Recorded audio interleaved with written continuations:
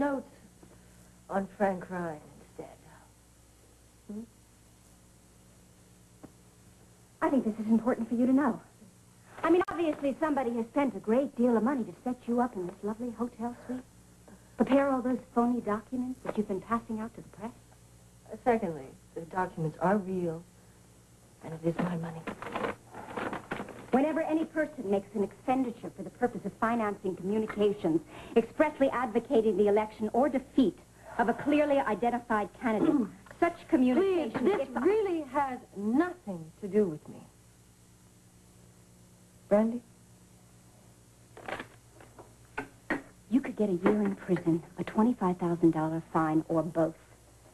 Now, my suggestion to you is, you call another press conference, and you name the group that you're working for before it really is too late. I can see you must be a very good lawyer. And I appreciate the legal advice, but it just doesn't apply. Well, considering the malicious intent behind your forgery, I would expect a judge to hand down the maximum Listen, sentence. I don't know a lot of legal mumbo-jumbo, but I do know that a person cannot be prosecuted if what she is saying is true, and this is true. Oh, no, it's not. You know that. I know that. And soon everybody else is going to know that. Frank has called in the authorities. You're in serious trouble, Miss Greer. Oh, if that is your name. Mrs. Ryan. Oh, come on, get off of it. This thing stinks. Tell me something, Jillian. What's the penalty for breaking up a home? How many years do you get for that? Whose home are you planning on wrecking? Oh, I'm not talking about me. I'm talking about you. What was the price you had to pay for taking Frank away from Delia?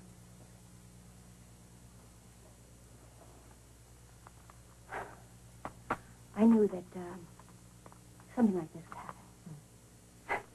I didn't really know exactly what form it would take, but I certainly knew that your research had been remarkably thorough. It so happens that Frank told me a great deal about you. And I want you to know that I was hurt, knowing that he had been with other women while we were married.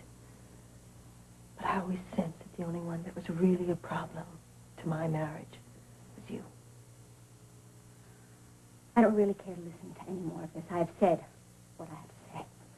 I am amazed that I am such a surprise to you, Jillian.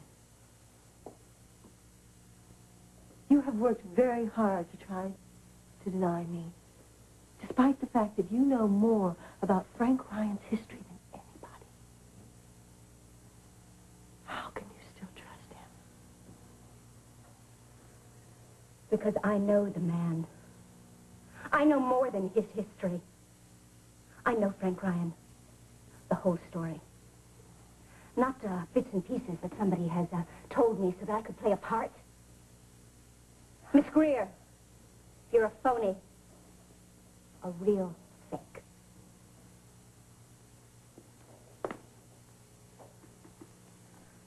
One more thing. If you really did know Frank Ryan, you would never question his loyalty and my loyalty to him. Oh.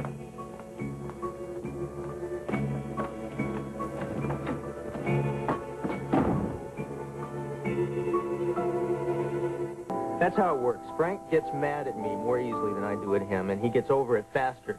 Oh, who could stay mad at you? Siobhan and Mary. And make me suffer? Oh, I could handle one of them, but if they both got mad at me and they got together, I was in serious trouble. What did they do?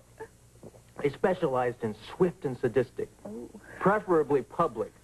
And if they were in the top of their form, truly humiliating. Oh, please tell me, what did they do? Okay, I was 13. I was an acolyte, altar boy. And I was one of 6 selected to serve at the confirmation. The cardinal himself was coming that year, very heavy duty. So, I had done something, I don't know what. Oh yeah, it involved reading aloud from their diaries on the bus after a basketball game. That's doctrine. Well, whatever they did to you wasn't bad enough. Oh, yes, it was, because the morning of the confirmation, I woke up with 5 wads of well-chewed bubble gum stuck in my hair, which had to be cut. Marine boot camp basic skull.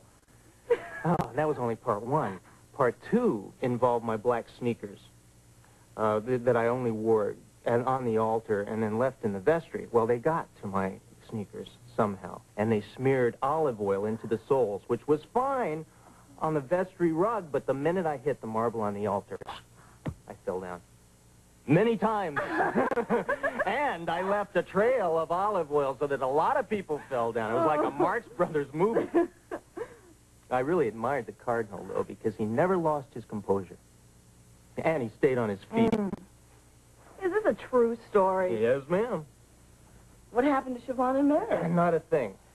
Couldn't pin it on him. Not enough evidence. Ma had her suspicions, which was punishment enough for Mary, but Siobhan was so incorrigible anyway. Amanda, you are so beautiful. You make me believe that. Every now and then I look at you and I forget what I'm going to say because your eyes amaze me.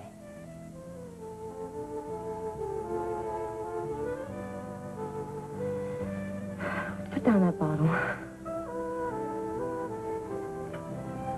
And take my glass and your glass and put those down, too.